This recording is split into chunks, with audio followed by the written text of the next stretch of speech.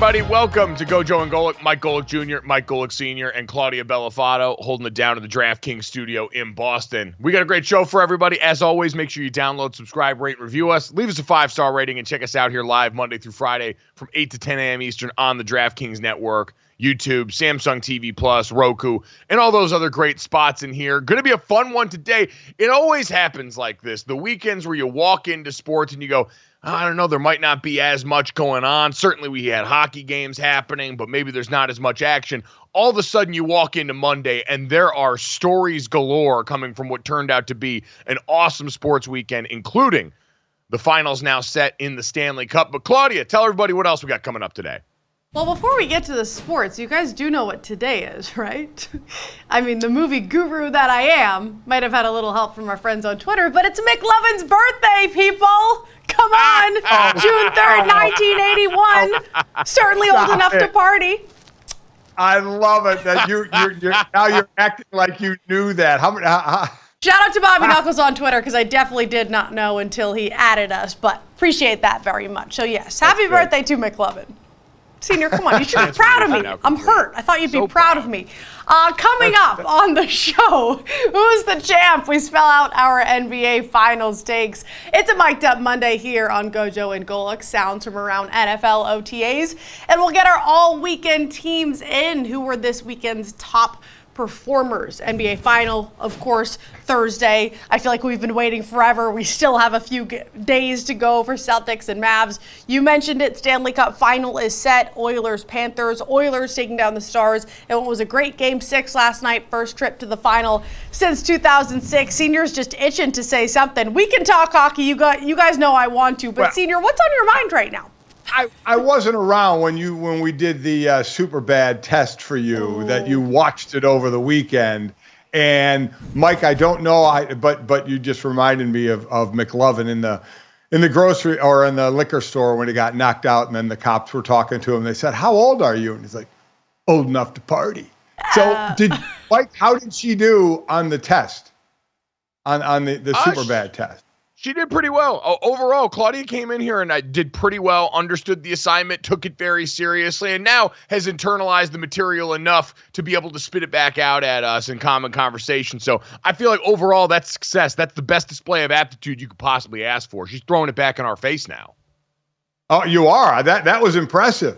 Throwing it back on our face with McLovin's birthday. Well done by you. So good job. Just had to find out how you did on the test, but now okay. Because you're right, Mike. I mean, we go into the weekend not knowing what's going on really, because we didn't have the major things in sports. But you got the UFL, you got the Women's U.S. Open, you got the WNBA. Obviously, you got hockey as well. You have plenty of things to watch and to comment on. So.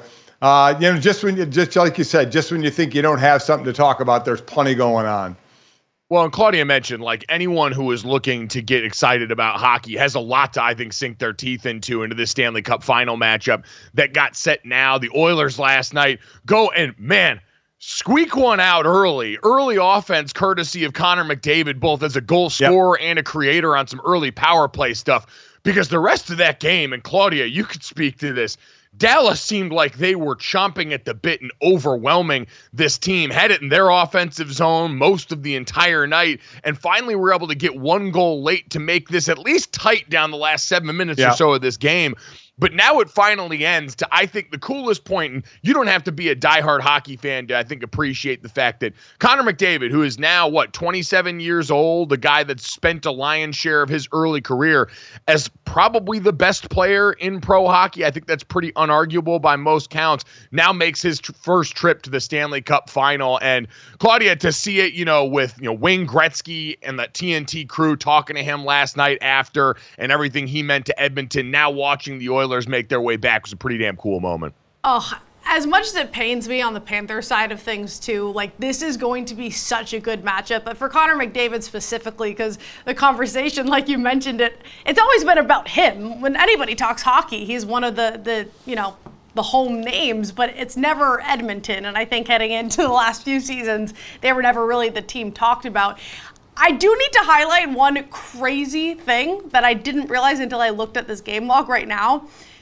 It took 10 shots for the Oilers. Yes. And Jake Onger is one of the top goalies. He's struggling a little bit down over the last few games, but 10 shots to win that game versus 35, I think, on the other side of things. And heading into this series, it was really Stuart Skinner was supposed to be the liability for the Oilers. That is insane, GoJo. 35 to 10 shots. Dad, 10 shots in a game is the tied for the fewest in a playoff win in NHL history. So historically low output from that team, but you saw it right there if you were watching on DraftKings Network. The first goal from Connor McDavid last night was one of those reminders that I always say every sport's got players that are so good you don't need to know the sport to point at them and go, that one moves different than the rest. And that first goal, the stick handling and the puck work by Connor McDavid in traffic on that first power play was one of the coolest goals you'll see all year. Filthy, absolutely filthy what that was. And then he assists on the others up 2-0 in the first period. But you're right. I mean, this is one of those games where you're watching, you're going, okay, Dallas is going to get one home. They're just peppering the net, right? I mean, it's in their zone, they're in their offensive zone, but they can't get it past Skinner, as you mentioned, 35 shots, stopped 34 of them. But you just felt like Dallas was going to get through on this, but they never did. So kudos to Edmonton. Kudos, we're going to talk about McDavid and what he does, but what Skinner did between the pipes. We've talked about this in baseball. If you get a pitcher that throws out of his mind, that could save everything. And in hockey, you get a goalie that stands on his head like Skinner did in this one, that's going to carry you. We'll talk about McDavid and the goalie had the assist as well. But for a goalie to do what he did, Claudia, in this case, for a team that was, 10 points out early on in the season, and then to make it all the way back to be playing in the Stanley Cup Final is pretty impressive. And Skinner, one of the worst goalies when it came to save percentage, goals saved above expected, but none of that matters if you're going to stand on your head when it matters down the stretch. I do want to bring in the odds here that we have over at the DraftKings Sportsbook. Game 1 is on Saturday. You can get the Oilers at plus 120, Panthers at home minus 142 favorites. They're minus 130 favorites on the series. Now, as I always say, with any sport, this market is going to fluctuate. Of course, if the Panthers get that Game 1 win, they become heavier favorites. You can get the Oilers at a better price. So you can sort of shop around throughout the series. I don't know about you guys, and maybe I'm just a bitter Bruins fan, but I want everything to do with the Oilers at this point. Give me that plus money, GoJo. Senior, you're nodding your head with me, right? Well, I mean, listen, the Canadians haven't had a winner since '93 in Montreal. What was it? There was a team back in. Oh man, I lost it now. The last one that was in the finals, 2011, but lost. Canucks. 2011. To the Canucks, win, right. Canadians 93. Yeah, Canadians to win, right, in 93. So there's been a bit of a dry spell here. And Connor McDavid finally getting on the big stage, something, we had thought and hoped and been waiting for. But I don't know, man. The Panthers may be just too good for this one. We'll see. We got time to talk about it. We'll try and get our buddy Eddie Olczyk back on. But Mike, it's one of the things we talk about a lot in sports. When you change a coach during the season, we're like, oh, you're just shuffling pieces, right? What is this really going to do for a team? You're just looking for a scapegoat. But here Edmonton started 3-9-1. Jay Woodcroft is gone. They bring in Chris Knobloch, and he goes 2-3 in his first game, and then goes on an 8-game winning streak that starts them coming back. So you go from last to end up playing now in the Stanley Cup Final. So I guess in some cases, and we're not in that locker room on that ice. We don't know what went on there at all. You're never sure what a coaching change is actually going to do. Because again, coaches aren't playing on the ice, but still they're a very integral part. But it certainly seemed to help Edmonton as they're now playing in the finals.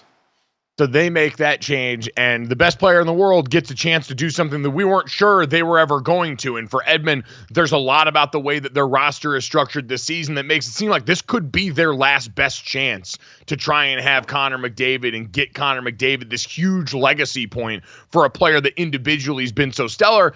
And on the other side for the Panthers, Claudia can earmuff through all of this. This is a team that comes into this series with the experience of having lost last year. They got beat the gentleman sweep courtesy of the Vegas Golden Knights last year. They made sure to not touch the Prince of Wales trophy this year when they won the Eastern Conference Finals after last season. So suspicion or superstition in full force right now. But Dad, they come back in. We talked a lot about this in the NBA Finals and the NBA postseason of teams that have to go through that pain and losing and the experience benefit that comes with it in the postseason, paying off right now for a team in Florida that's not going to be overwhelmed, going to feel more familiar at this stage than their counterparts. I mean, they got knocked out, 5 games last year by the Golden Knights, 4-1. This is their third time. They lost to who did they lost in Colorado to Colorado in 96. But it's been the state of Florida that's been pretty damn good going to the finals, right? They've been Tampa Bay for 3 years and now Florida, the Panthers for a couple of years. So they certainly had the experience. So I'm looking forward to this one. The trophy stuff is amazing, and I thought, again, I don't, follow hockey as much as I follow the other sports, but I do remember it wasn't even with Greeny, it was with Tony Bruno when I first started the morning show at ESPN Radio, and that's what it was called when me and Tony did it. They brought in the Stanley Cup, and they set it in our studio, and we had a player there as well, and the player wouldn't go near it, the player wouldn't touch it, we weren't allowed to touch it. But I love now the story of the actual trophy for the Eastern Conference champ, the Prince of Wales trophy, that last year one of the players was carrying down the concourse, so obviously was touching it. And they lose. So, of course, this year you see the coach yelling, "Don't touch the trophy, don't touch the trophy," when they're going to do a team picture by the trophy. I just love some of the superstitions in hockey. It's got the greatest celebration in my eyes, the fact that each player can take the cup for a day, and you just hear great stories of what happens with the Stanley Cup. But, yeah, some of the superstitions in the sport are fantastic. They're just a little stitious. But also it might not matter because you're going up against a team, guys, where the top 5 players in the NHL in this postseason in points, guess which team they're on? The Edmonton Oilers. You have Connor McDavid leading Leon Draisaitl, Evan Bouchard, and then Ryan Nugent-Hopkins. The top 5 players in points in the postseason are all on the same team. So touch the trophy or not, I do think it's going to be a tight series, and it could go to the underdog. And there you go. So a lot to look forward to, but a little bit of gap in the action now. As we mentioned, with the NBA final set getting started Thursday, we've got some time before Boston takes the Celtics take on the Dallas Mavericks. And then on the other side, we've got Edmonton and the Florida Panthers getting set. That'll get going on Saturday. So plenty of time to wait in between. It's good because we probably need all that time, Claudia, to digest what's going on in the W this weekend. Because if you thought we were coming into Monday without a juicy headline, well, Caitlin Clark, the Indiana Fever, and the Chicago Sky had other plans for you there after a game got pretty physical. Yes, juicy headlines for sure, and a bit of a roller coaster ride so far for Caitlin Clark on the court, and talking points and stats in general. The team overall got their first home win, which was good, on Saturday against the Chicago Sky. They had a back-to-back the next day facing the New York Liberty.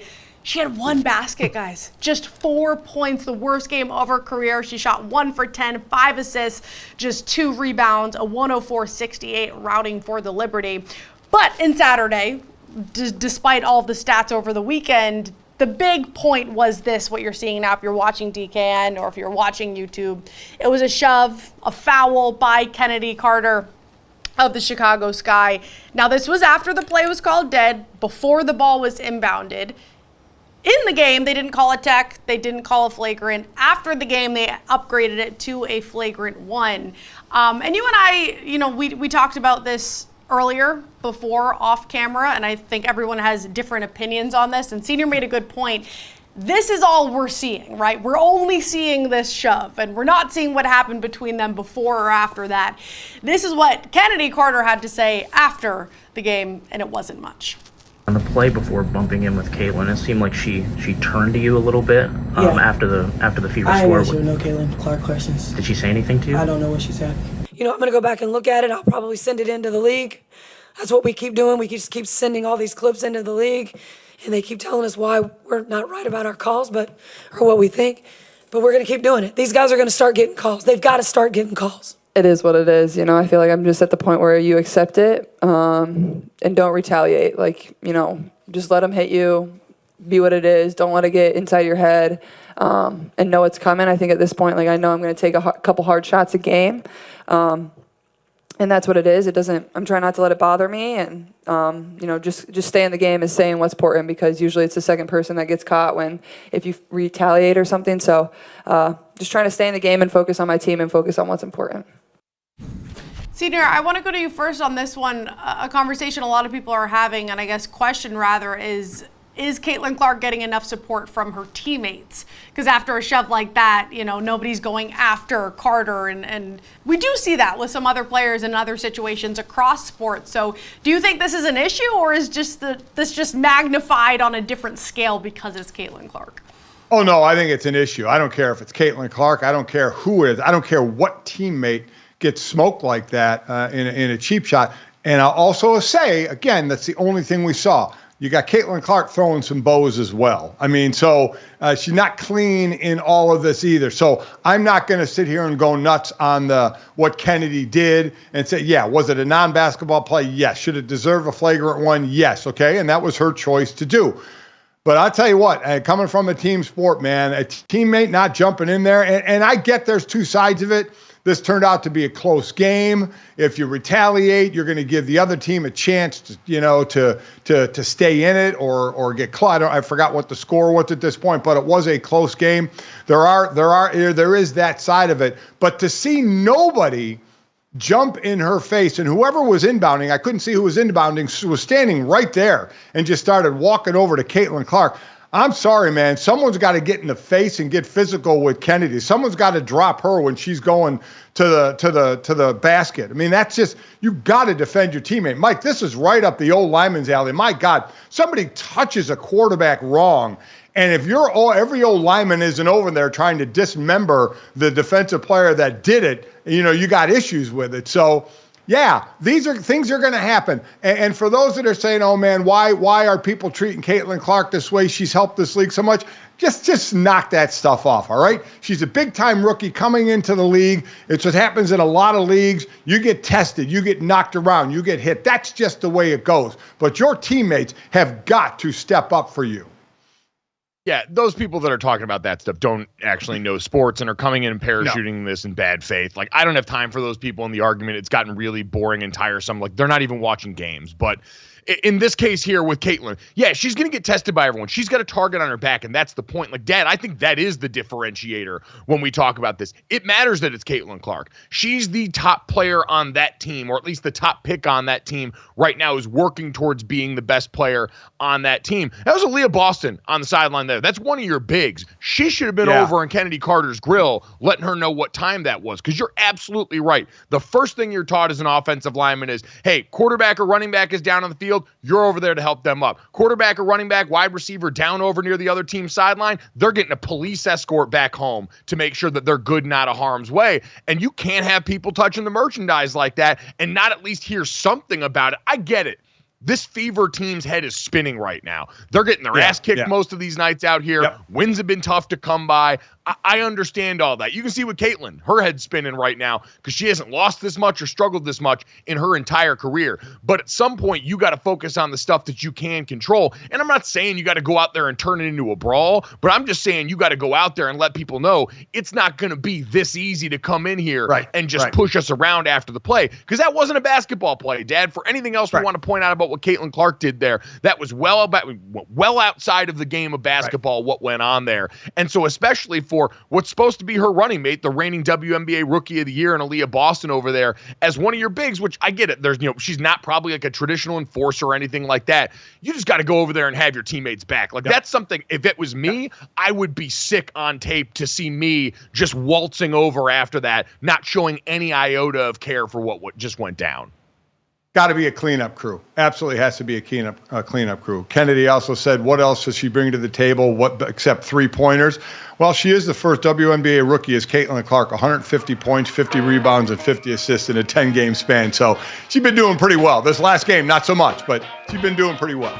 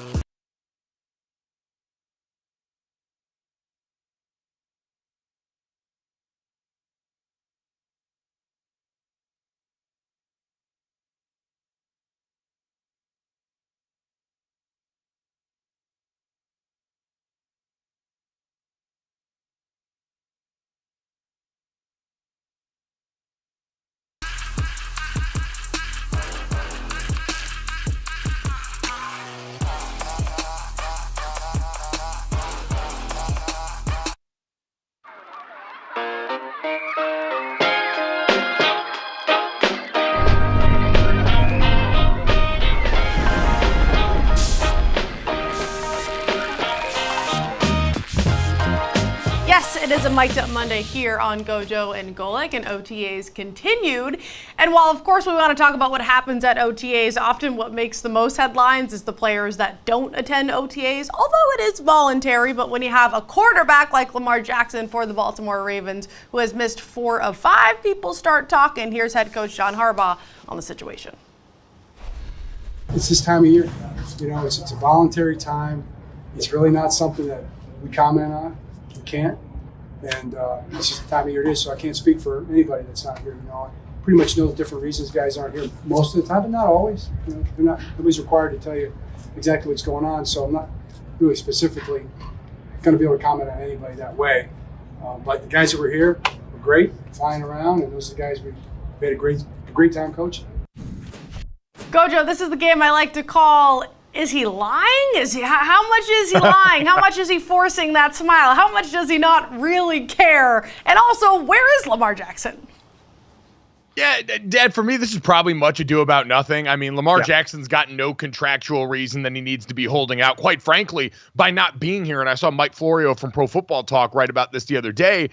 He ended up not meeting the threshold for his $750,000 workout bonus in the offseason. So he left money on the table not being here. So I'd imagine the reason's a fine one. To me, Dad, John Harbaugh, this is like when people during COVID would just say HIPAA randomly when they didn't want to talk about stuff or weren't sure what the rules were. Because remember, this is a John Harbaugh-led Ravens team that has had 2 OTAs and OTAs taken away before because of infractions and violations in the offseason. So I wouldn't be surprised if John Harbaugh is just basically saying, hey, I think there might be rules against me talking about specific stuff in here, and you guys seem to want to penalize the way I do business before, so I'm just going to chill out right now and understand that Lamar Jackson is going to be here when it matters.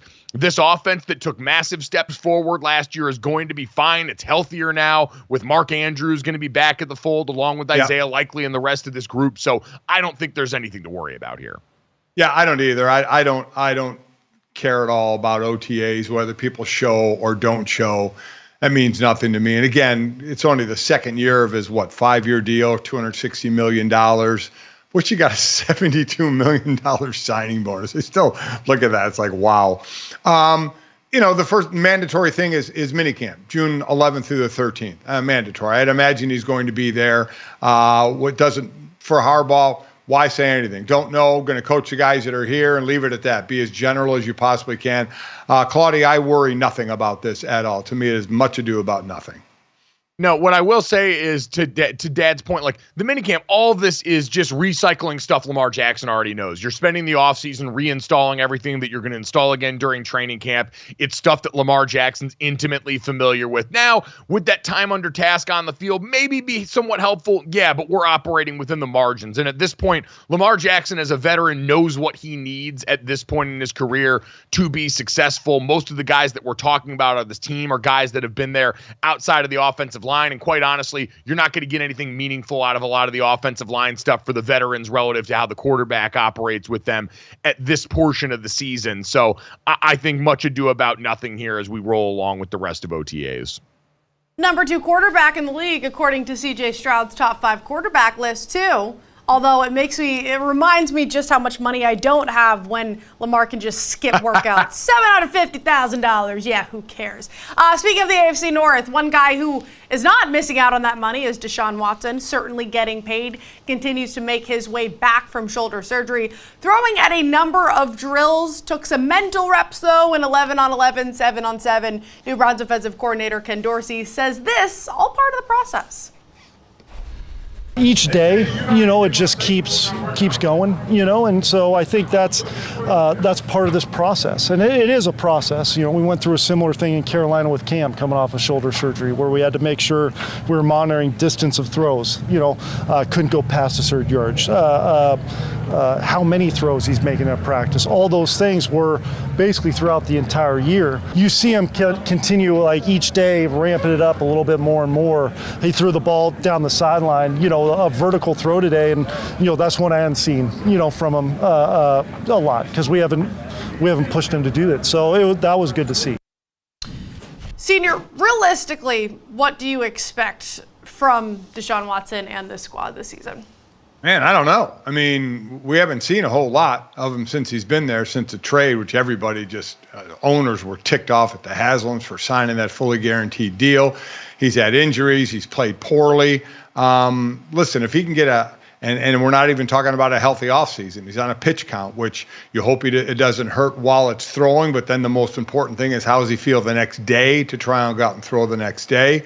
So I don't know. We know what we saw with him in Houston, but I don't know if we're getting back to that. I have no idea if we're getting back to that. So, Mike, it's tough for me to sit there and say, oh, yeah, he'll be back to what he was. If he can get back to what he was, this Cleveland team in what we think is the most competitive division there is in football could be right there, but I have no idea.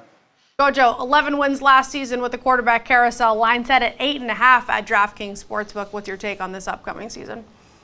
The roster itself should probably be worth more than 8.5 wins, but the division they play in is so difficult. To Dad's point, I don't think you can ever at this point, based on the evidence we've seen, expect Deshaun Watson to be the quarterback that he once was. Between injury, between everything that we know happened off the field with Deshaun Watson and the legal allegations that created this unprecedented gap in his play in the middle of the prime of his career, that's just not something you can expect. But given the way Kevin Stefanski's offense operates and given what we saw Joe Flacco do within it as a guy coming off the couch last year as an older player who we thought was done with football, even average Deshaun Watson at this point should be able to have this team in playoff contention because of the rest of the roster around it, because of the defense led by Myles Garrett the other side. And so that's ultimately, I think, where we fall with this Browns team. We saw last year how strong this roster is, and now they're coming back this year after pretty much every tackle on their roster that played meaningful snaps ended the season with injury. They lost Bill Callahan, their offensive line coach, which is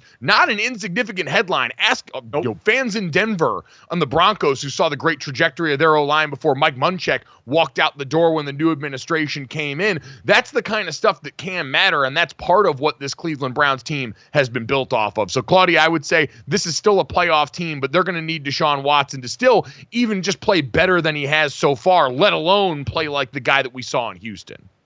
And stay healthy. That's the most important. Yes. Chiefs had their back-to-back Super Bowl visit to the White House. Travis Kelce this time around was a man of few words. I'd have Travis come up here, but God only knows what he'd say. Travis, come here. It's all yours, pal. My fellow Americans. It's nice to see you all yet again. I'm not going to lie, President Biden, they told me if I came up here, I'd get tased, so I'm going to go back to my spot, all right? Senior, I'm disappointed. I wanted to hear what the man had to say. You know what? I wasn't sure what he was going to do there. And so it seemed like even Travis Kelce, Mr. Fun himself, there, he maybe understood the moment, or we've seen other people say some stuff there. We've seen some people walk toward the podium without being asked, and all of a sudden, get stopped pretty quickly. But so it does seem like, Mike, they were given a set of instructions. I don't think he was lying when he said, if not asked, if we go near the podium, we're going to catch a taser. I think after what happened with Harrison Butker, everyone in the Chiefs organization probably got to talk about what they'll do in front of a microphone in non-football settings for the time being, just to sort of calm everything down. And quite honestly, with Travis, which this was the payoff after last year's White House visit where he went up there and tried to make a break for the microphone and Patrick Mahomes stopped him here, I'm sure the woman in his life, our Lord and Savior Taylor Swift, probably let Travis know, don't get up there and do anything to embarrass me right now. Yeah. We had fun hanging out while I was off. I'm over here doing my job again on tour. I don't want to wake up to headlines about what my boyfriend said on the microphone at the White House. I said Travis Kelce. I meant Taylor's boyfriend. Senior, go ahead. No, there you go. Yeah, I like what Patrick Mahomes said. He said, "Hopefully, we can get to come back." I appreciate it every single time. It's one thing I get tired of, people saying, "Oh my God, you went to the White House when this person was president or that person was president." But they don't care. Some do. I don't say everybody. Some do. Yeah. But man, it's just that's what you get. That's one of the prizes. You get to go to the White House and see all the things at the White House. It's a cool thing having been there and not caring who the president is. So, man, I'm glad they're enjoying it when they can.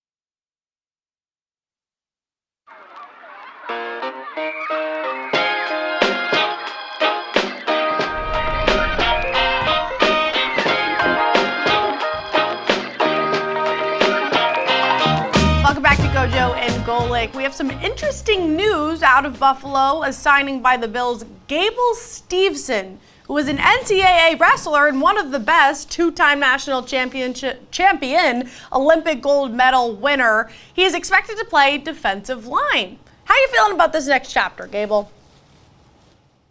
This is a new thing, but I'm a sponge. I want to learn so much. I want to be a part of this team, and I want to have Buffalo become champions, and I want to win. That's all that matters. And I want to go out there and put on a good show and make sure people see me as Gable Steveson, a football player, and just go out there and dominate anything I can. Leverage the feet work that comes with wrestling and hand fighting. It all relates to being a D tackle, and so that's what we're going to try to focus on. And like I said, I'm a sponge, and I want to learn. I want to be the best I can. I just try out. I showed up a little light, then all of a sudden, just started lifting weights and eating more, and everything came about. And now I put on about 10 more, so I'm sitting at 280.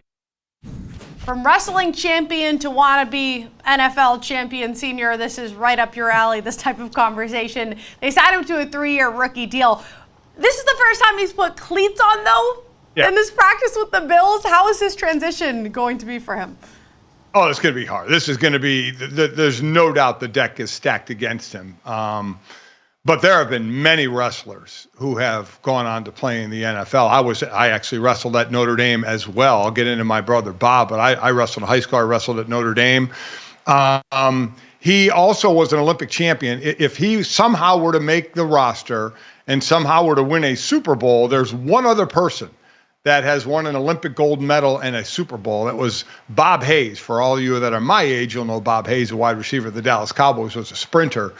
And won a gold medal in the Olympics and then a Super Bowl with the Cowboys, I believe. So that he would be the second to do it. Going to be very, very difficult for him, without question. Probably the best football player, the best wrestlers that became football players. Stephen Neal was a guard with the Patriots. He was a freestyle world champion, 2-time NCAA champion. A guy I played against, Mike Carlton Hasselrig, was a guard for the Pittsburgh Steelers, 3-time Division I champ, 3-time Division II champ as well. And then you go down to a guy like Curly Culp, former nose tackle years ago. He was listed at number 5. And number 7, as far as best wrestlers to play in the NFL, is my brother Bob. My brother Bob was a state champ in Ohio in a year where there was a really, really great heavyweight class. And then at Notre Dame, his sophomore year was 4th. His junior year, he placed 3rd at the NCAAs. His senior year, he would have won it.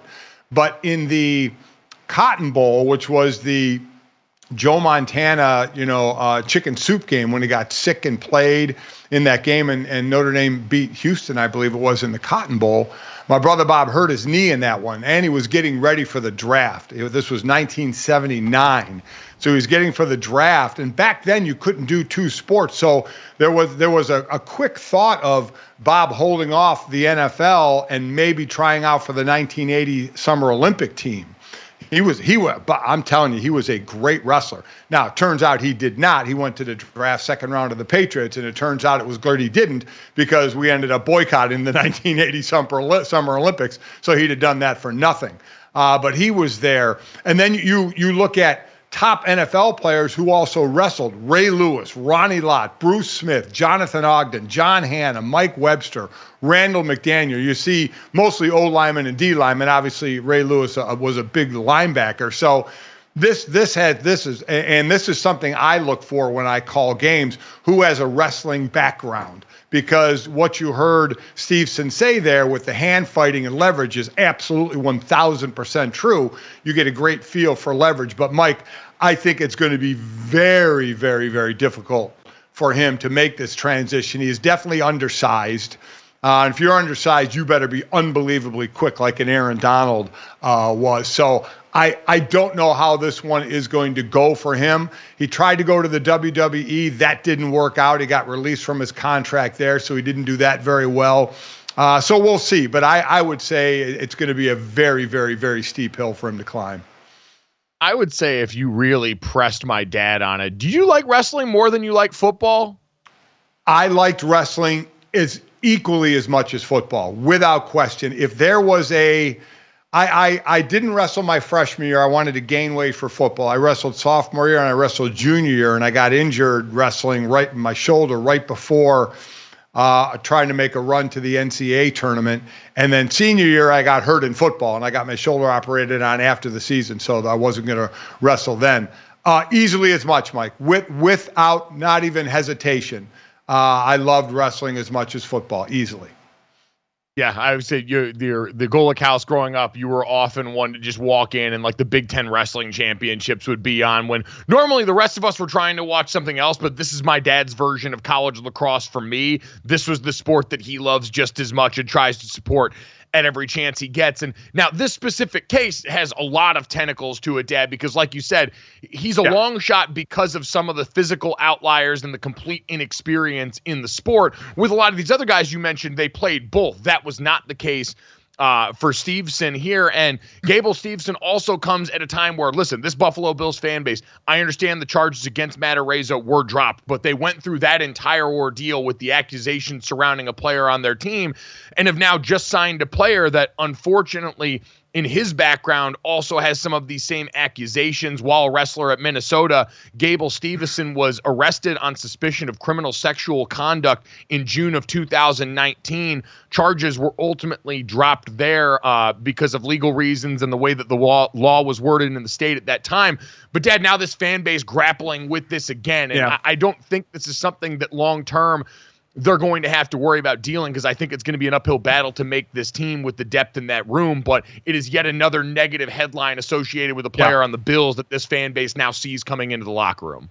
Yeah, you just wonder why Buffalo, is it worth it, just with that headline there, what they've gone, even though it was years ago, just what they've gone through with the punter last year. One of the reasons, though, I'll tell you they probably did it, Mike, Sean McDermott, their head coach, he was a champion high school wrestler. Sean McDermott, every time I do a Bills game and I'm on the field before the game, I talk wrestling with Sean McDermott. I don't talk any football. We talk wrestling because he was a big-time wrestler, so I think he understands the wrestling aspect of how wrestling can help football incredibly so much. Football doesn't really help wrestling a lot, but, man, wrestling can give you such an advantage on the football field if you can use it well. Dad, would you have rather had a gold medal or a Super Bowl?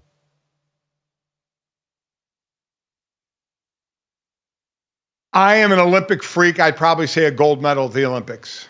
I would probably say a gold medal at the Olympics. I mean, and one of the things I loved about wrestling, kind of like, boxing or MMA, wrestling was you against another guy. There's no excuses. There's no, you did good on this play, but it was your teammate that got beat, or your teammates did great on this play, or I got my ass kicked, whatever it was.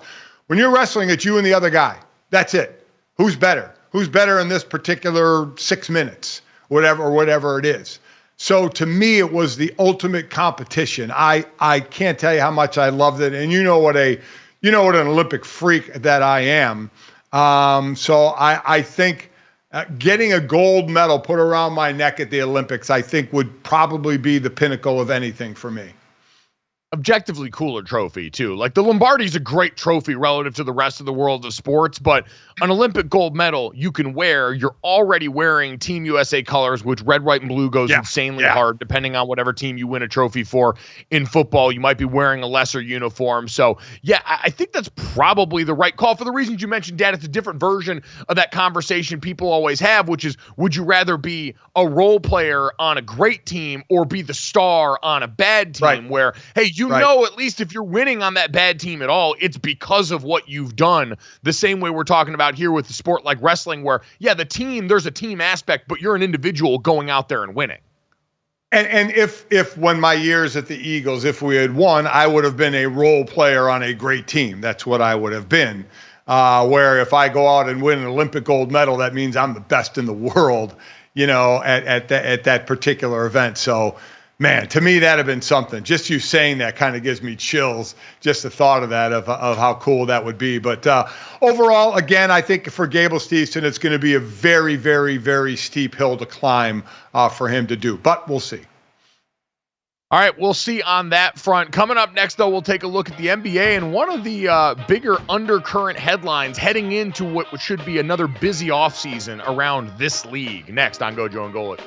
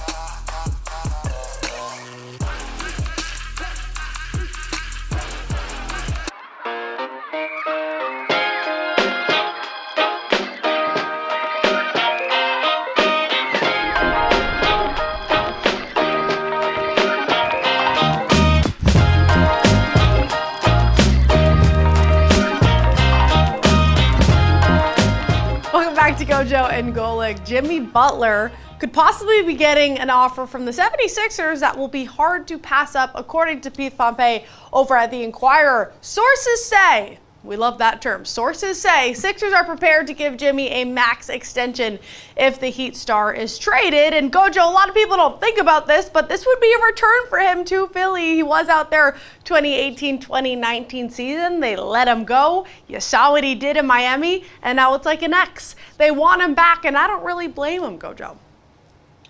I mean, at this point, I would kind of blame him a little bit. I mean, this would be going and basically you have gotten rid of him for the best years of Jimmy Butler's career. And now at a point, Dad, where if you're the 76ers, what do you need? Someone to take the heat off Joel Embiid during long stretches of the season so that he can come into the postseason more ready to go physically than the Joel Embiid that we've seen for the last few years. You would be doing that with a player in Jimmy Butler who we've talked about almost openly does not care about the regular season. We usually see a far lesser version of himself. The playoff Jimmy stuff has obviously been off and running for a while. So while I understand the edge Jimmy Butler brings as a competitor, he has always seemed to defy expectations.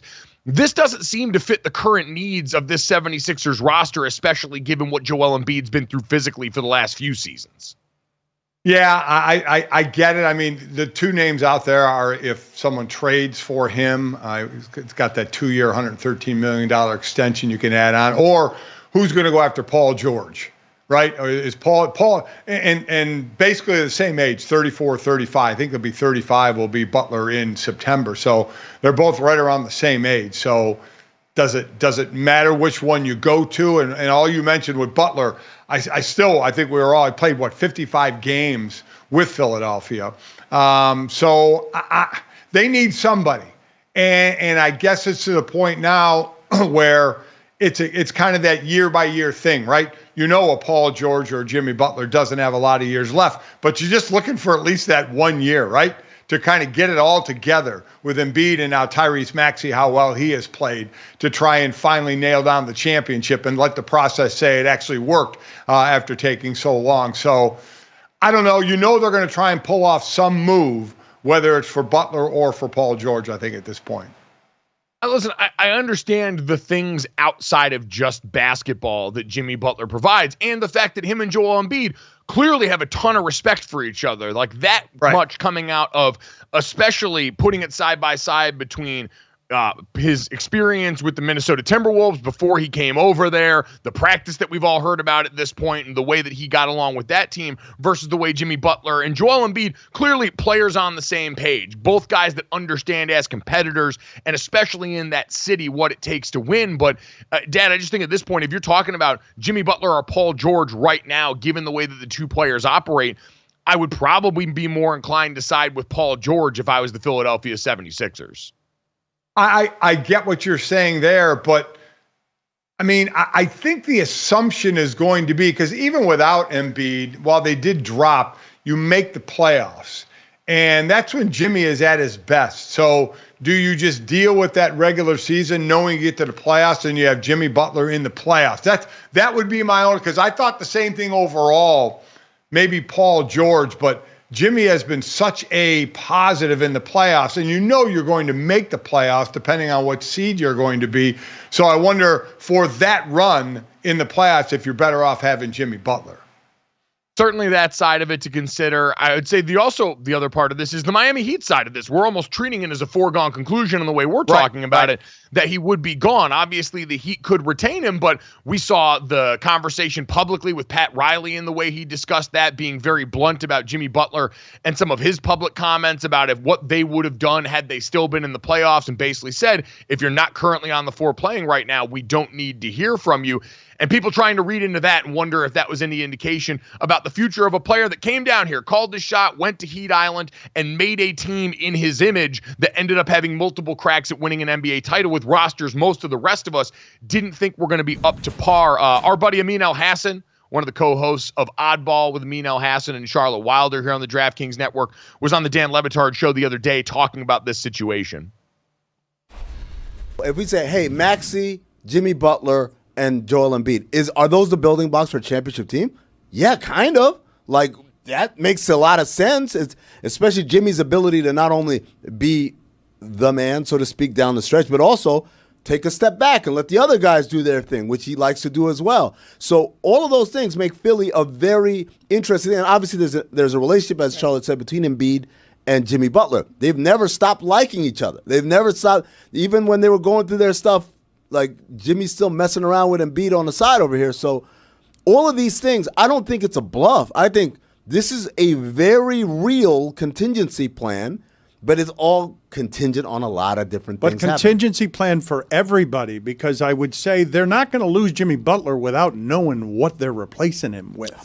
And I think that's the biggest part, as always, Dad, is for this Miami Heat team, who would be able to, I believe, reinvent themselves. Pat Riley has proven himself a capable executive in almost every turn. And Miami's always going to be one of those NBA destinations that we talk about that's the polar opposite of, let's say, Oklahoma City, where Sam Presti had to be diplomatic in the way he went about acquiring resources, drafting incredibly well, because you're not going to get free agents to come over and sign regularly with Oklahoma City. Miami's a different story. You're always going to be able to sell them on South Beach and on this organization's history and on having one of the best coaches in the NBA in Eric Spoelstra, and certainly executives in Pat Riley. So I'd be confident in their ability to navigate the dismount, but you absolutely have to know that plan before you just let Jimmy Butler go in any form or fashion.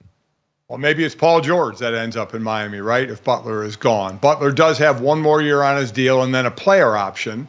But I think, as most think, it may be done this year. He may be gone. So, and also you look, if he does go to Philly, it's not like there's a wide open window there. We start talking about these young teams, right, of Minnesota and Oklahoma City, Indiana to an extent. Even Boston, their players now, their top players, Tatum and Brown, are in kind of that prime range, right? Embiid is 30 and Butler's going to be 35. Maxi's the young kid. I think he's about 12. But, I mean, he's proven himself to be that budding star in the league. But the other guys are 30 and up. So there would be a limited time bringing Butler in to make some hay. Yeah, the goal is very evident there, which is why I want to bring in the odds now, because we always talk about wanting to get ahead of the market. If you do think this is something that happens where Jimmy goes to the Sixers, you probably want to bet him now, Senior, at 12-1. We always talk about trying to get that plus money because those odds likely will shorten. Miami has 13 teams ahead of them. So the market's saying whether Jimmy is here or not, we don't like the Heat's chances. But 7th is the 76ers at 12-1. A little sprinkle maybe on that, Senior? Yo, definitely. Yeah, why not? I mean, that's where you're going to make your money. So that's where you got to throw a few shekels, right? So, yeah.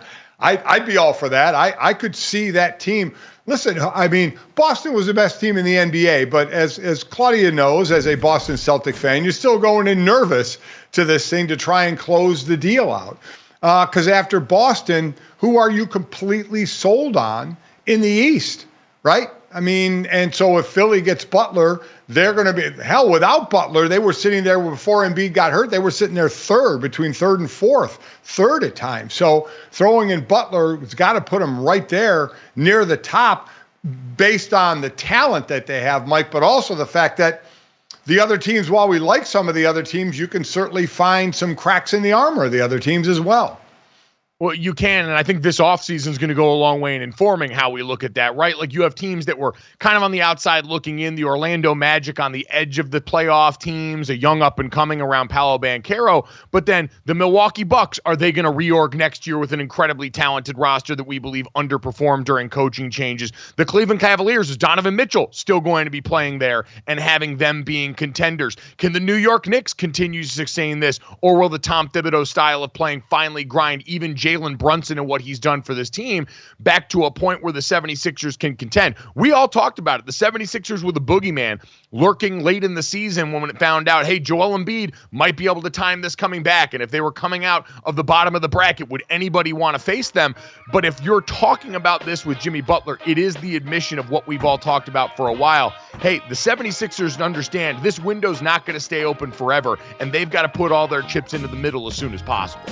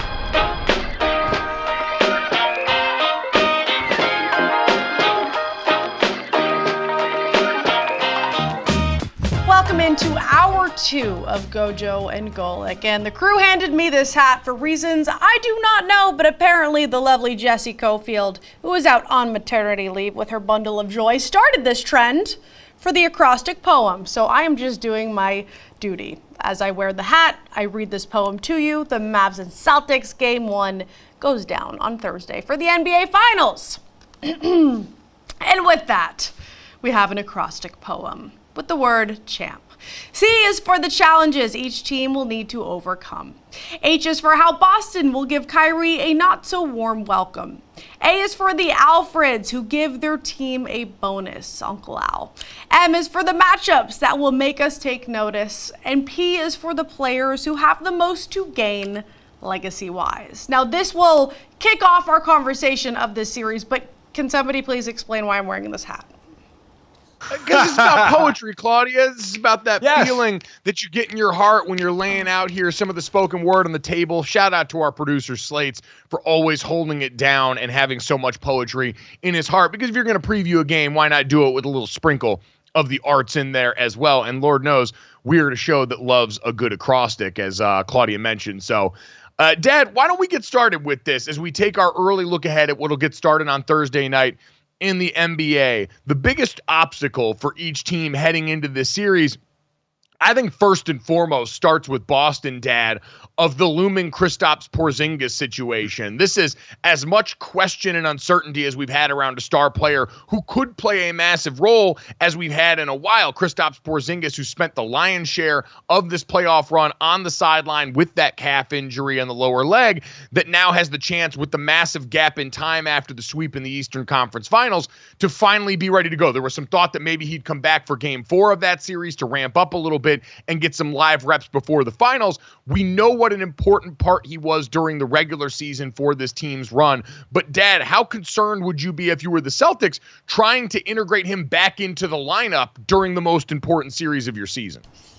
Well, I mean, yeah, this is one of those you have to see how it goes, how much practice, full-time practices he's getting. What does he feel like the next day? That's the big thing. And it's very tough to simulate. Even when you're going full-go in practice, you're not banging a lot like you're going to be in a game of what he's going to find out in this game, especially with the bigs for Dallas as well. So, yeah, I mean, there's a question mark there. This is one of those they could get away with not having him. So he got maybe more rest than he needed, or maybe he needed all this rest. Maybe he's still, who knows when he's going to be ready to go. But we all wonder if they can win this title without him. And I certainly do. At some point, you got to give it a shot, right? This is it. This is the last 7 games of the season. So if you're going to see if it's going to work, you're going to have to check it out and see if it's going to work. You are going to, and I think the difficult part we always talk about with guys with injury, Dad, is what you don't know. They are used to a version of Kristaps Porzingis in the middle of that lineup that helped make them the best team in the NBA for this season. Both the efficiency on the block as a post-up player, all of the outside shooting unicorn stuff that we'd been accustomed to with Kristaps since he came into the league years ago. But now going out there, if you get 60% Kristaps, if you get 75% Kristaps in a lineup that hasn't had him in the rotation in a couple of rounds here, how does the rest of the team get thrown off by his presence there? And does that cost you a game in the early going? Because, Dad, the matchup on the inside, as you mentioned, with Derek Lively, with Daniel Gafford, who have become household names for this Dallas Mavericks team during their run, they've given other people trouble. And we saw in the Indiana Pacers series with the Boston Celtics, they had players that were able to go down there, Pascal Siakam and company, and eat on the inside with Kristaps Porzingis out of the equation here. Indiana shot 74% at the rim through the first 3 games of the Eastern Conference Finals. So there's the defensive aspect of it that could certainly keep them in there, and the offensive aspect as well that we know they miss without Kristaps on the floor. I'm with you, though. What does it do to the rotation? You're not going to know until you do it, right? You know he's one of the better players on the team, so you want him in there. So it's like it's not like they've never played with him. They obviously have. So you hope they fall right back into the routine. Easier said than done. We'll see. My biggest obstacle, Mike, for Boston, in all honesty, is the mental side of it.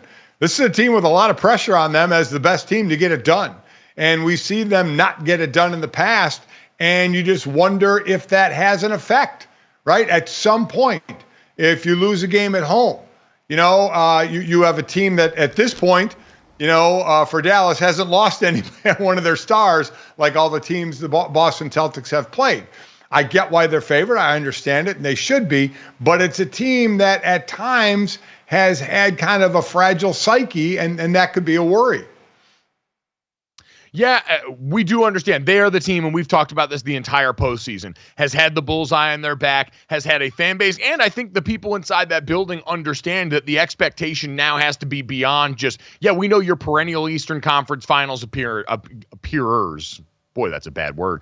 But you guys have been the Eastern Conference Finals damn near every year. It's got to be about more than that this year. So you're absolutely right about that kind of pressure on them. Dad, for Dallas, I would say, quite honestly, this is going to be, can Luka Doncic survive the war of attrition? This is a team in Boston that can throw a ton of bodies at him on defense. They're going to be fresh. They're the deeper team. And we've seen Luka questionable for a bunch of games, dealing with a knee and a toe and all these different things that have had him getting up off the floor like an old man. So that's the thing I worry about most with Dallas, Dad, is are they going to be overwhelmed because they are still incredibly reliant with all the other names we've talked about on their two stars going out there and getting it done? Yeah, to me, I'm going the pretty, easy route here is for Dallas is defending Brown and Tatum, right? They're averaging 51 points between the two of them a game. I think 26 and 25 points. And Brown, the Eastern Conference Finals MVP, has really kind of taken that step of people. If they do win it and Brown's the MVP, we already said it's just now Brown's team and not Tatum's team, even though we talk about the talent level. But for Dallas, to me, it's slowing down, just as Dallas, as we're going to talk about, has their dynamic duo. This Boston dynamic duo has been really amazing, especially Brown. So this Dallas defense, which we've talked up so much about how they're playing better, is certainly going to get a test from those guys. Yeah, over the stretch of the final 20 games of the regular season, Dallas statistically, and I believe net rating, one of the top defenses, if not the top defense in the NBA, although it's a completely different challenge that we'll talk about here. Let's get to H-Dad and Claudia. Kyrie Irving making his trip back to Boston now in the biggest possible stage. I was going to say this sort of is a C2, a bit of a challenge for him because the boos are going to be heard loud and clear. Here's Joe Mazzulla and Uncle Al on the return of Kyrie to TD. Listen, he's a great player. He's done a lot of good things, I think. Just how he's carried himself, how he's played this postseason has been one of the fun things to watch as one of the themes in the NBA. So he's a great player. Playing with Kyrie was very special. He's the type of player that just opens up a lot for everybody else, and I was I benefited a lot from that. In his time that he was here.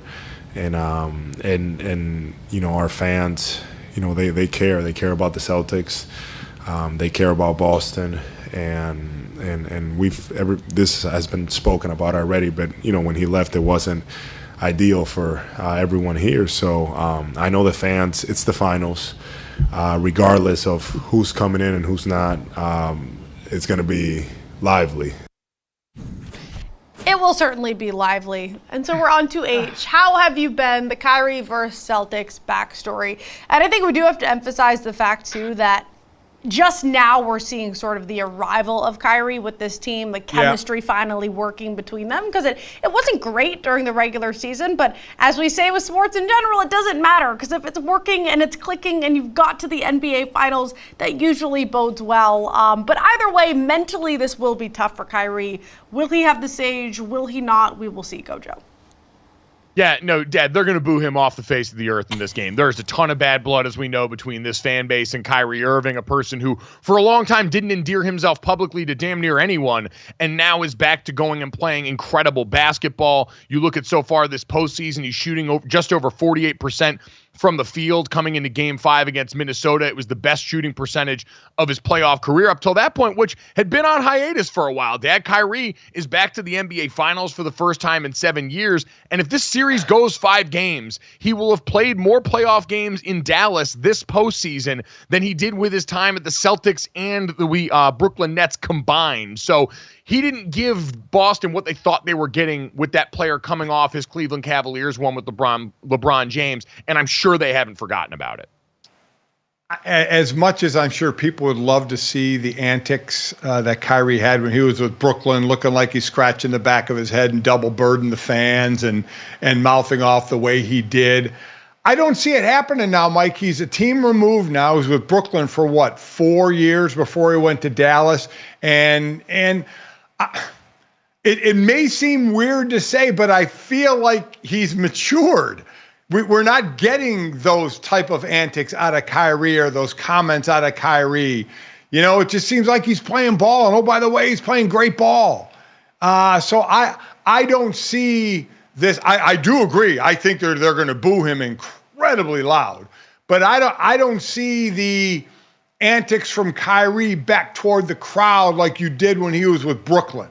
I don't think that's going to happen this year.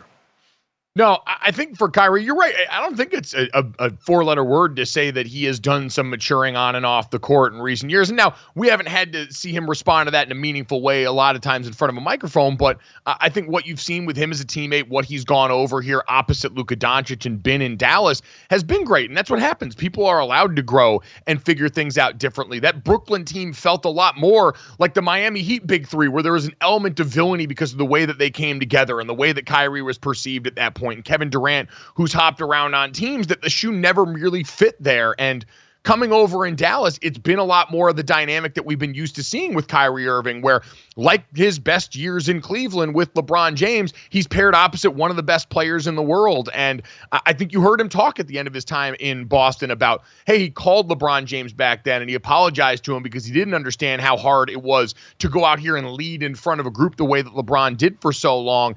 And I think now in Dallas, there's got to be something about the peace of mind of knowing I'm back in a comfort zone of being one of the best players on a team, but not the one that feels solely responsible or even wants to try and go out there and be the one in front of the group. So I think it's going to be a very interesting dynamic, but I think more so from the Boston side, you're right, Dad, than Kyrie Irving retaliating or getting involved into some back and forth here. I think he's here to hoop and try and help a Dallas team that's been on an incredible run since the end of the All-Star break till now that's landed them in the NBA Finals. So going to be a lot of fireworks there, Dad, which is going to lead, as always, to what our good friend and current teammate, now maybe future Lakers head coach JJ Redick, calls the Alfreds as we get to the A in here. The role player that could have the biggest impact in this series, Dad, I would volunteer Jrue Holiday, who has been huge in certain stretches for this Boston Celtics team ever since coming over. In addition to being an incredible defender, we saw in series like the Indiana one, he can go off and get you buckets on a night where you're going to focus a lot of your attention on Jaylen Brown, on Jason Tatum. And so, especially in a series where you're going to have a bunch of guys trying to strap Luka Doncic, I think Jrue Holiday is going to go a long way in helping in that process. I'm going to go with P.J. Washington and what he's done for this team coming over from the trade at the trade deadline, but what he's done in the playoffs. Third in scoring behind the two stars in Luka and Kyrie, takes the second most actually 3-point attempts. So will he be hitting those? And will he be doing it on the road? Remember, Boston has home court in this. So how well do those role players play on the road? Now, he might be a little above a role player, but I'm just taking the first player after the two stars. If not, and then I want to count the amount of alley-oops Gafford gets in this series because it's been ridiculous what he's done on the inside, especially if Porzingis isn't back. And we've talked about what these guys can do, Gafford and certainly Lively at the rim for Dallas. But if I'm going to pick one player, it's going to be P.J. Washington. Okay, yeah, a couple of good role players in there, certainly. Let's get to matchups now, Dad, the M in this. As we're looking at who's going to actually match up one side to the other here. And in that same vein, I would go another guy that's been instrumental to this Dallas Mavericks team since he was inserted into the starting lineup post-All-Star break, and that's Derrick Jones Jr., who helped solidify the defense that made this team one of the best in the league down the home stretch of the season, and someone who's likely going to be at any given time guarding Jaylen Brown or Jason Tatum throughout this series. Remember, going back to when the Celtics and Mavs played back in March, the Mavs gave up 138 points to Boston Celtics that prompted a lot of those changes to now the Mavs are of the fewest points per 100 possessions in the league over the rest of the regular season and throughout this postseason stretch. And so I think we've talked a lot about, hey, what Boston's going to be able to do defensively against that backcourt for the Dallas Mavericks. But on the other side here, we're going to have words about Jason Tatum and all the legacy stuff. But as a player, there is still a lot to contend with and a lot his presence alone does to free up his teammates. I'm going to go guards. Here. The two stars for Dallas, Luka and Kyrie. I mentioned Tatum and Brown averaging 51 a game. Well, Luka and Kyrie are averaging just a little over 51 a game as well. And that backcourt for Boston, Derek White and Drew Holiday, both second-team All-NBA defense. So, I mean, to me, that's the matchup. The stars for Dallas are the guards. The Boston, we know what kind of defense they have, and two of the best defenders are their guards. So to me, that's just a matchup made to watch. I'm looking forward to it.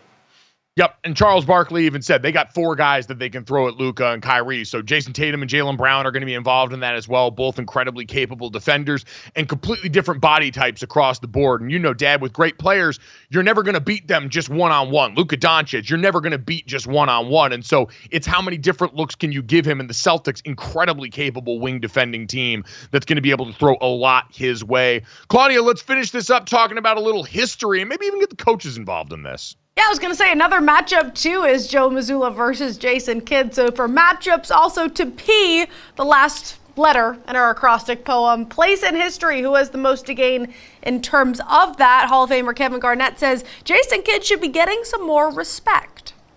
Stack, you play with J. Kidd, bro. Do we understand that J. Kidd, the maniacal, we have not given J. Kidd enough credit. J. Kidd once was one of the best manipulators, point guards that can break down any off defense in the league.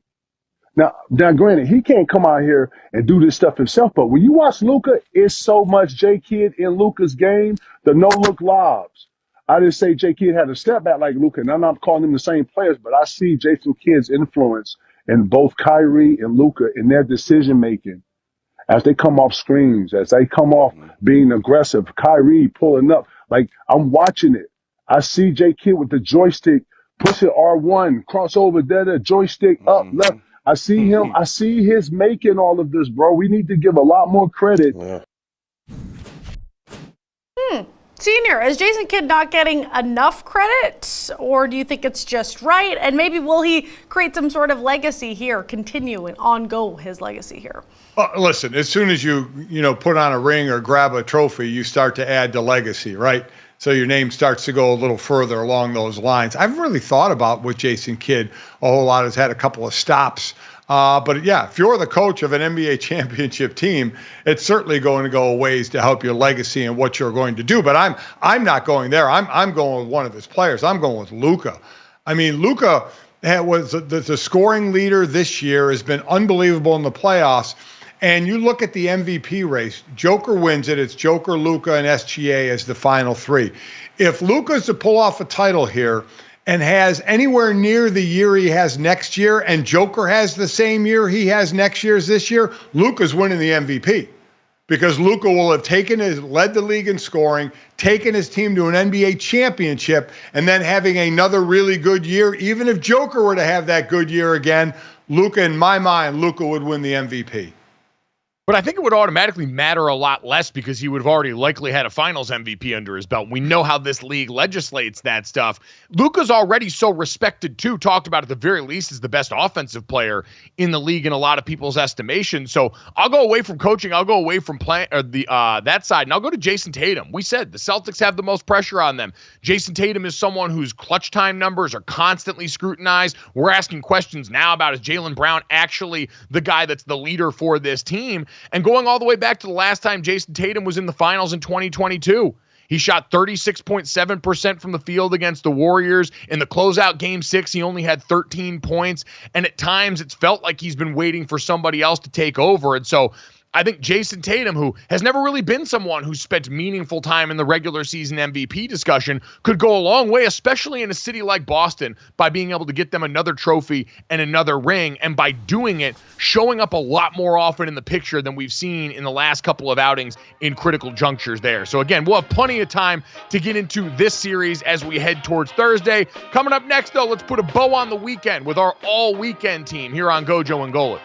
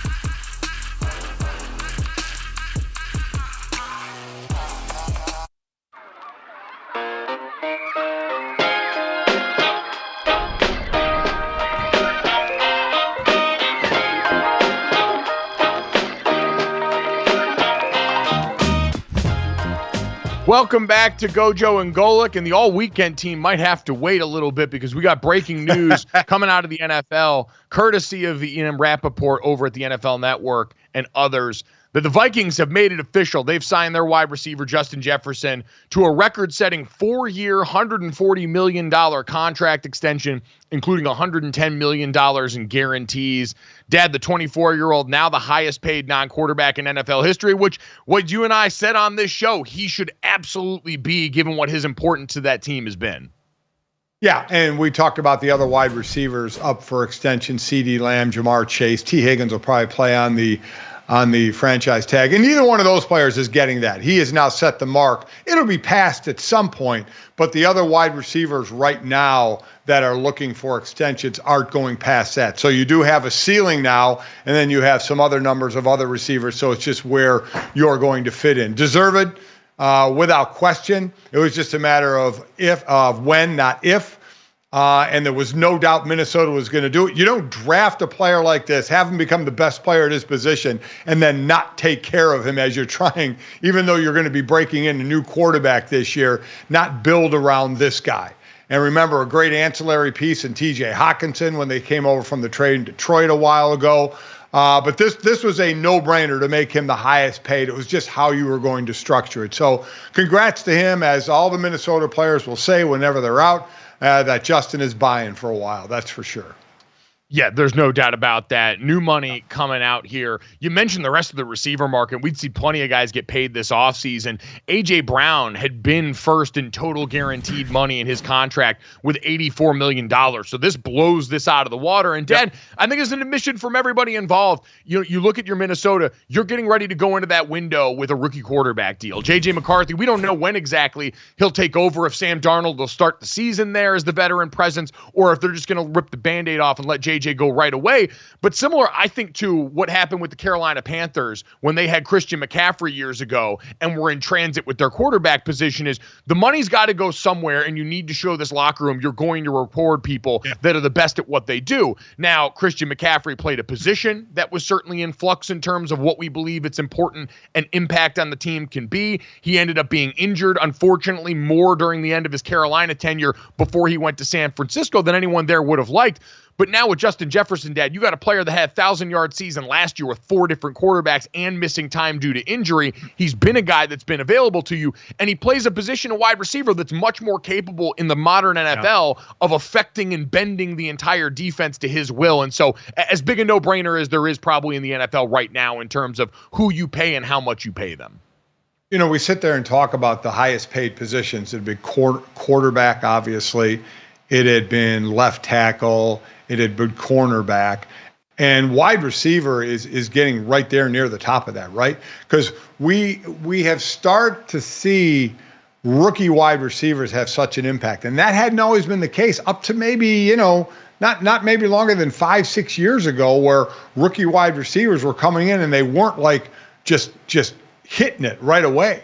Now these guys are coming in and they are stars right out of the gate, and and this year's draft led by Marvin Harrison Jr., the same expectation is going to be for them with Malik Neighbors and Rome Odunze to be stars. The expectation is for them to be stars coming out of the gate. That position has made such, in my eyes, over the last decade, a transition because of the way the NFL is being played right now to come in and hit the ground running and be great right out of the gate. And it's so interesting because you mentioned the two forces at play. Usually, and this is what happened and affected the running back market, where usually you only have one of those guys on the field at a given time, especially in the modern NFL. Right. So there is something to the scarcity of that and how often they're used. But in general, we saw with that position, you could get so many quality players later on in the draft than you were trying to draft these guys high, paying them a bunch early on here. And so the dynamic kind of changed. With wide receivers, we have had tons of depth in recent draft classes, like you've mentioned, that to me would have said, okay, man, I would probably think teams would be more inclined, because these guys are coming in being more productive early, to say, why are we going to pay wide receivers top dollar when we've got so many great young ones coming into the league? But you mentioned before, look around this offseason, A.J. Brown, Amon-Ra St. Brown, Jalen Waddle, Devontae Smith, Nico Collins, Michael Pittman Jr., all guys that have been paid this offseason. And, Dad, as we look forward, we're probably not done, given the fact that Jamar Chase is going to be up for a record-setting deal, I'd imagine close to this. CeeDee Lamb with the Dallas Cowboys.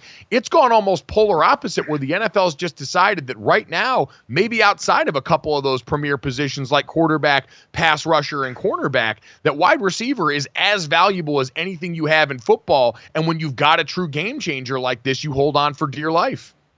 Well, it is. It is, because it's not just deep balls. It's your large yards per catch. It can be a little bit shorter. You're throwing, how many of the hitches and bubble screens and slants do you see where you're just getting the ball out to your star wide receivers and letting them do the work? So that kind of mutes a great pass rusher at times, because you're not getting to the passer in a second and a half when the ball's coming out.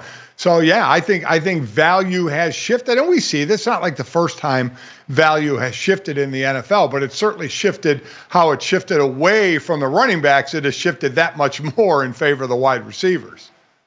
I have to imagine that the Bengals organization just had the biggest collective goal, because Justin Jefferson and Jamar Chase were teammates.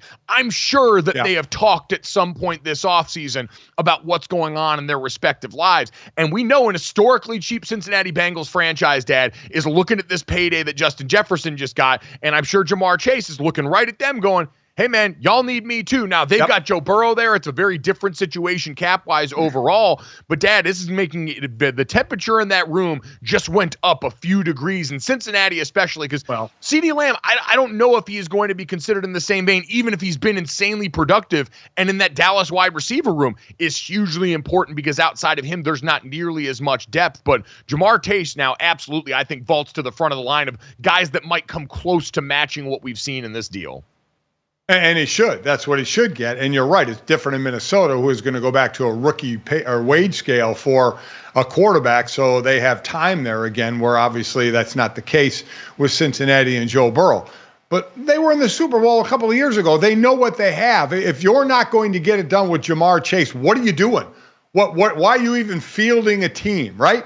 You have two of the best players at their position, Burrow when he's healthy and Chase, who's been nicked a little, but for the most part healthy.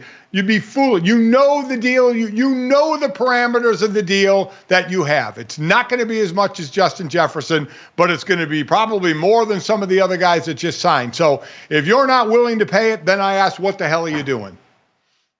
I mean, Jamar Chase is the man that helped launch the meme, the draft debate that will never die in my eyes, as Penei Sewell, the Lions offensive tackle, got paid this offseason. And we had the debate between the two of them. Should you go out and buy protection for Joe Burrow, your franchise quarterback, or should you get him a weapon? And while we watched Joe now get injured twice during the course of a season and get sacked over 70 times in the year they went to the Super Bowl, Dad, there's no doubt Jamar Chase has helped become the answer for how Joe Burrow can go out there and survive even when he wasn't protected. And now we've got Orlando and Trent Brown both there. You draft Marius Mims. You're doing more to protect him, but Jamar Chase has been the safety valve, and you clearly made your decision on T. Higgins with the way they've handled that situation, likely not being able to keep him. And so you got to plant your flag somewhere on offense, and Jamar seems like the biggest winner as we're gauging. Outside of Justin Jefferson and the wide receiver room that's going to get to go to dinner with him in Minnesota, you would have to say Jamar Chase now becomes the biggest winner of this contract, setting again, becoming the highest paid non-quarterback in the NFL. Yeah, so Justin Jefferson is that. Jamar Chase will be a little below that. I absolutely think T. Higgins will play on the franchise tag. I don't see him holding out at all. And then you look how it ended up for Detroit. They ended up paying both a protector and a receiver, right? Amon-Ra St. Brown and Penei Sewell. So they got them both. And oh, by the way, a quarterback as well that they took care of. So they spent some money. They understand what they have, and they were not afraid at all to open up the purse strings a little bit to pay those guys in Detroit. They paid Penei Sewell first, so I'm just saying they felt more comfortable about getting that deal done. Says a lot about the dynamic involved here and overall legislating that argument years later that we had in the NFL draft when both those guys came out. So congratulations to Justin Jefferson and the Vikings for going out and doing the most obvious thing humanly possible, giving whatever quarterback's going to be under center the best receiver in the NFL to throw to. Coming up next, we'll find out if the Boston Celtics will have one of the best centers in the NBA when it's time to tip off the finals.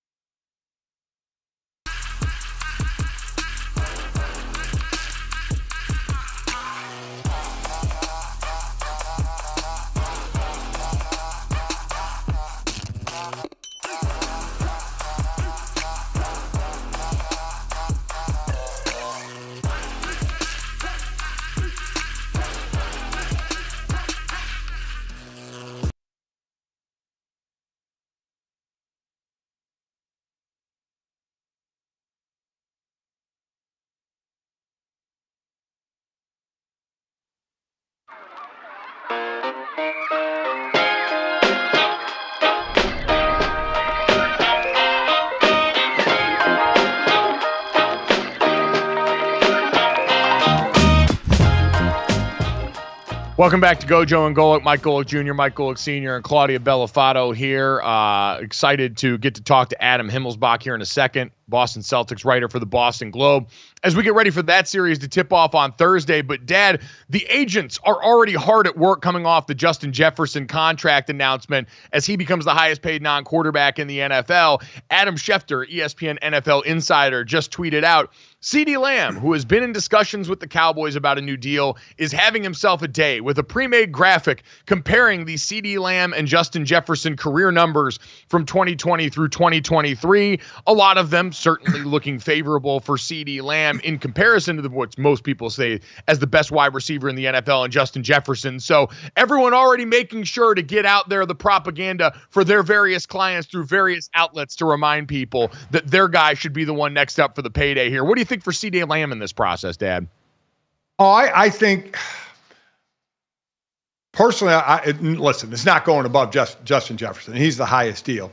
I wonder if both Jamar and CD will be second and third, or will A.J. Brown, will they surpass? Because there's some room there. What, $84 million guaranteed by Brown, up to $110 for Justin Jefferson. So there's certainly some room in there as far as guaranteed money is concerned.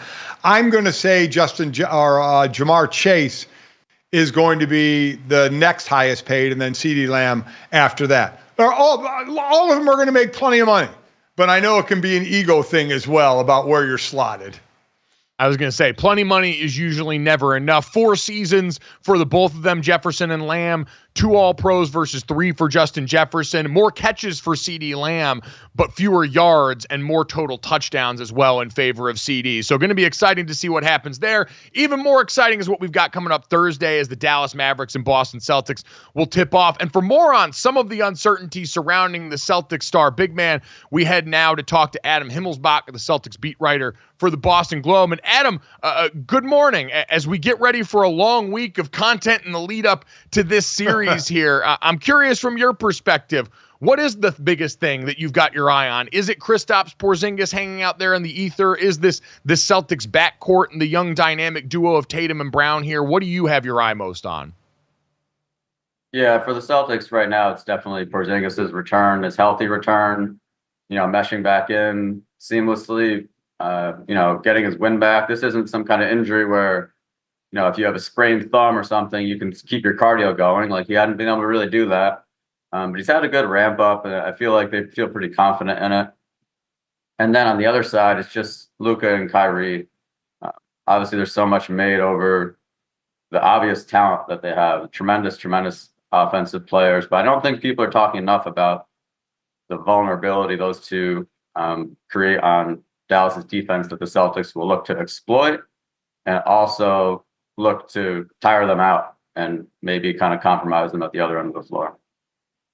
We're sitting here looking at the health of Porzingis. How is he going to play? We're talking about X's and O's and matchups. Where does it fit into this, Adam, the mental side of this? We brought it up a little bit earlier as far as Boston and underachieving to what their talent is, and if that may affect them mentally. Yeah, I don't think necessarily it'll affect the Celtics mentally. There might be a little hurdle there for Kristaps. This is an injury that can recur. And obviously the Celtics are aware of that. He's aware of that. Taking those first steps, landing after that, first big block shot. I think that'll be big for him. As a team, though, they really got used to playing without him. Like, he missed 25 games this year, mostly for maintenance reasons. He had one injury, which is actually a calf strain, really, that left him out for a couple of weeks. But for the most part, they were just careful with him to keep him fresh. So they played 25 games without him. And then look, they've lost 2 playoff games. I mean, he played in one of them, but they've rolled through 2 series just now without him. So they've shown they can do it, but obviously you'd rather have him on the court to try to win a championship. How big of a concern should it be, though, that this will be the first roster at full strength that the Boston Celtics have faced during this postseason run? Yeah, it's really crazy because in addition to all these injuries, let's be honest, they haven't, even if these teams were at full strength, they weren't going to be the level of competition the Celtics have faced in past years. If you think about those really strong Bucks teams, those strong Sixers teams, even the Nets team a few years back. They had an easy path, and Celtics fans take that really personal here. They get really mad when people point that out, that it's been an easy path. They're like, guess what? There's nothing wrong with an easy path, and they've taken care of business, which they deserve credit for. They've lost twice this entire postseason, but this should be their biggest test yet. Hopefully both teams can stay healthy finally, and we can get a real matchup. What, and I say this with a bit of a chuckle, what kind of reception do you think the Boston fans will give Kyrie Irving? I've been talking about this. There was a sense this season when Dallas came here, like people had finally moved on. Fans had moved on. Kyrie had moved on. There were some boos, but it was like, all right, we've done this before. It's been 5 years. 5 years is a long time to still be kind of harboring grudges over a guy leaving his team. But if there's anything that can bring it back, it's an NBA Finals appearance. So the vitriol is probably going to be pretty high. The focus on Kyrie is going to be high, and he's struggled against the Celtics. I believe he's lost his last 10 games against them. We'll see if the atmosphere gets to him at all, or if maybe he uses it to provide a spark. But it will definitely be loud. It's going to be loud regardless. If they were playing the worst team in the NBA in the finals, it would be loud. But the Kyrie presence will certainly ramp things up. And Kyrie there and missed the postseason run that I think kind of launched the young core of this Boston Celtics roster back in the day when they took on LeBron James without him. And now, Adam, we're kind of having these interesting discussions about the hierarchy on this Celtics team, where we look at Jason Tatum as the guy that's supposed to be the leader. Jaylen Brown ends up as your Eastern Conference Finals MVP. So as you look at this team, is it Jason Tatum's team and then, or how has the hierarchy developed through the run of this postseason for the Boston Celtics? Yeah, I think that's actually the biggest key for this team that's kind of gotten overlooked, maybe nationally. All year long, Joe Mazzulla, he's had a couple of buzzwords. One of his biggest ones has been sacrifice. And he's tried to make these guys buy in to understand that tonight might not be your night. Look at this matchup we have. Tonight's going to be Derek White's night. Tonight's going to be Kristaps Porzingis' night. And then with Jason and Jaylen, sometimes you're not going to get 25 shots like you did a couple of years ago. Because we don't need that. And these guys are so sick of getting so close. They're so sick of all these conference finals appearances and then coming up short that they bought in. Drew Holiday more than anyone, really. He's the fewest shots he's taken in his career. And they started seeing the results, so it made it a lot easier. So some people thought, is Jason going to be upset that Jaylen was named Conference Finals MVP? I don't think so. I think he just wants to win a title. I think all these guys want to win a title. Adam, a little less than a minute to go here. I'm sure you're picking Boston in this series. How many games do you think it goes? Yeah, it's tough. People sometimes when you're from a city and you pick the team, people are like, oh, what a homer pick. I picked against them against the Warriors. I picked against them not to win the championship last year, but I think this is their time. I could be wrong, and I'm certainly no expert, but if I'm making a specific pick, I think they'll win in 5 games. I just think it's a good matchup for them. I think they're healthy again. Their home court advantage is back. So many things are lined up, and most of these guys have finals experience, whereas on the Mavericks, it's mostly Kyrie. So really, everything is lined up pretty perfectly for them to really have a dominant series, I think. We've heard a lot during this postseason run as various young teams have stepped up about the value of losing in the postseason, getting that experience before ultimately getting over the mountaintop. And this Celtics roster is, despite its youth, so full of experience at this stage, it should absolutely be the time it pays off. Adam, we appreciate your time this morning. Thanks so much. Enjoy the week and enjoy the series when this finally tips off on Thursday. Yeah, no problem, guys. Enjoy the games.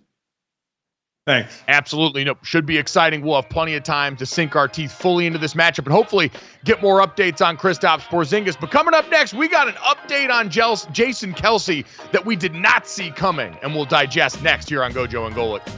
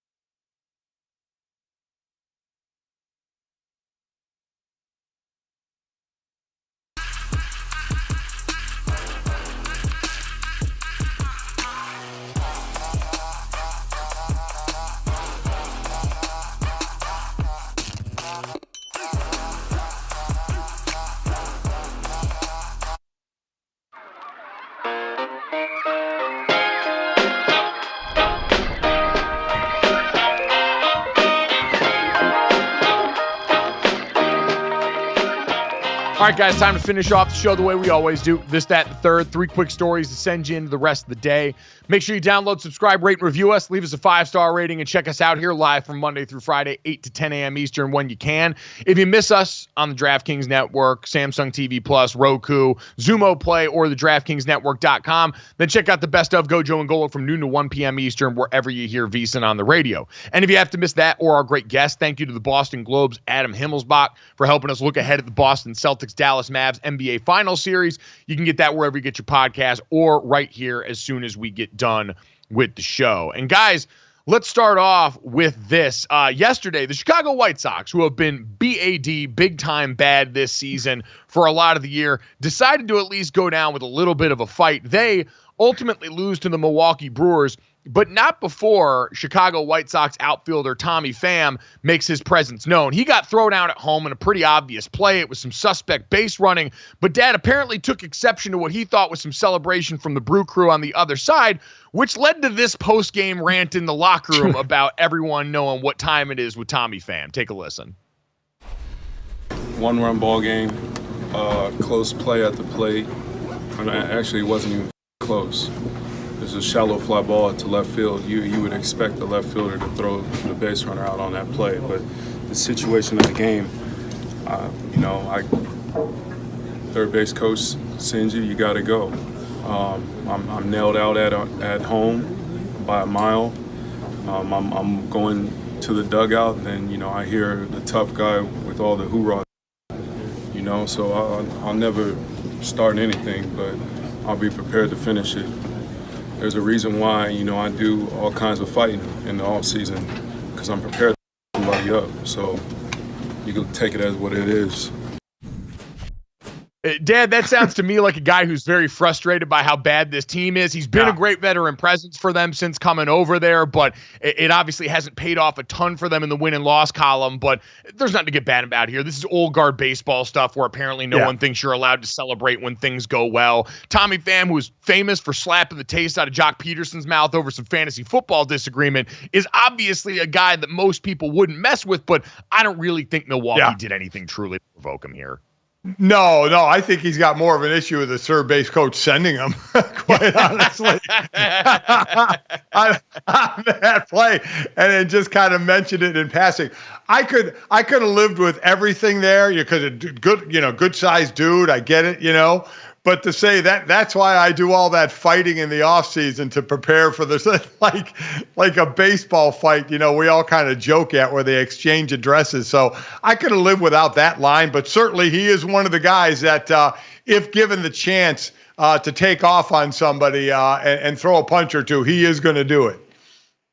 You know what? It's one of those things where if you're going to be losing baseball games, you might at least get something out of the deal. And Tommy Pham's like, all right, we're not going to win these games. I might as well go and court some smoke, which goes back to the conversation we had about the Indiana Fever this year and Caitlin Clark getting roughed up a little bit. You're probably not going to win many games this year. So at the very least, if you get an opportunity to go out there and get chest to chest with somebody and at least let them know you're not going to get bullied, you might want to at least take that opportunity, Claudia. Enforcer Pham, man. Doesn't have to be hockey. Let's bring enforcers into baseball. Makes me love the sport even more.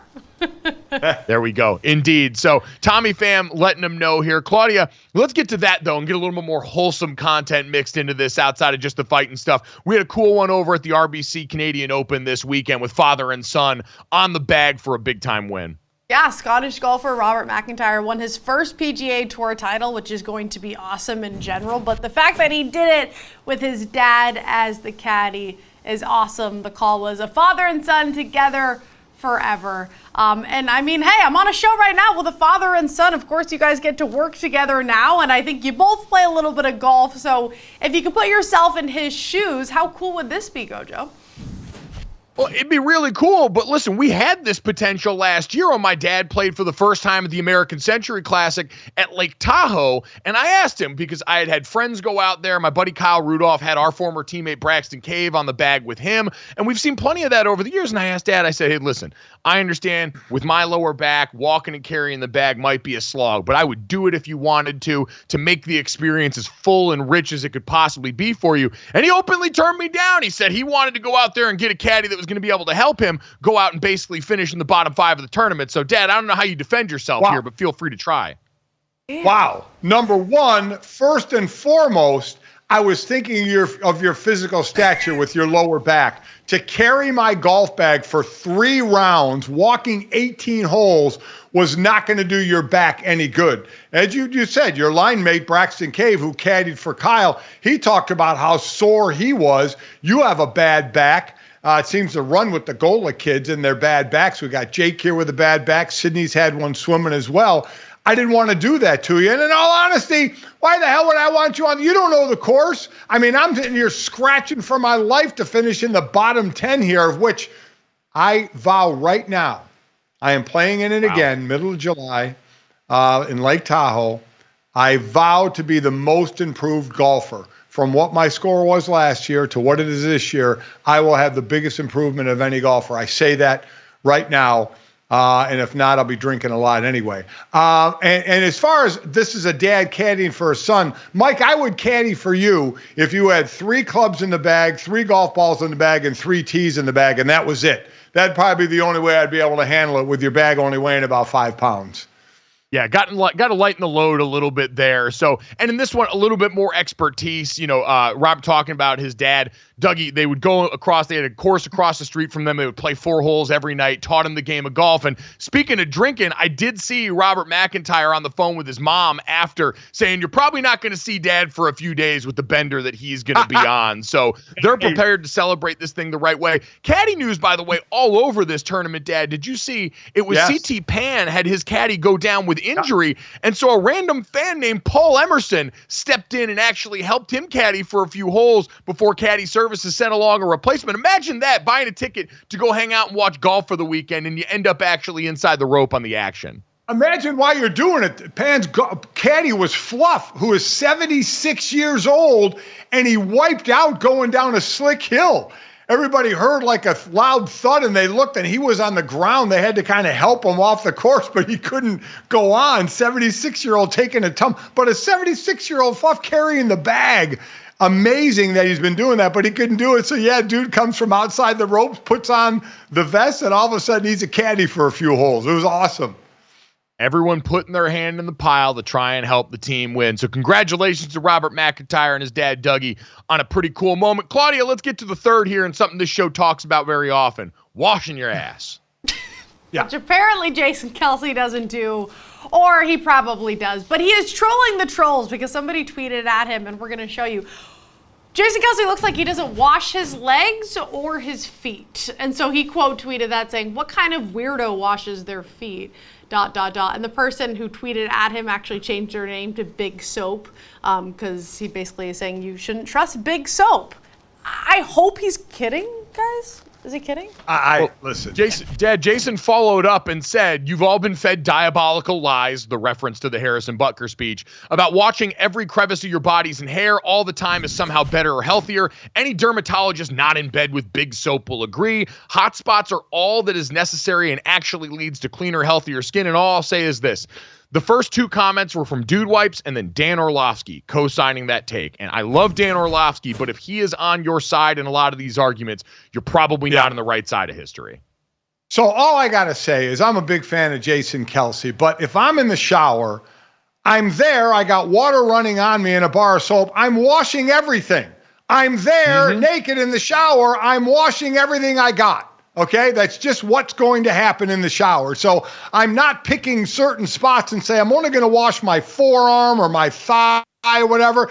Everything's getting soaped up. And I mean everything is getting soaped up in the shower, and I'm getting cleaned up. That's just the way it goes. You know who agrees with me? Like, I understand hitting the hot spots Hank. On all. Oh, God, Hank. Oh, okay. What does Hank have to do with your shower? Hank. Please tell me he's not in there. I thought he was getting weird to the weird bathroom story, so I'm glad it was Hank. No, Hank just sits outside the shower and waits for Dad to come out of the shower. But come on, you're in the shower, wash everything. You're there. You got the bar of soap. You got time. Wash yourself.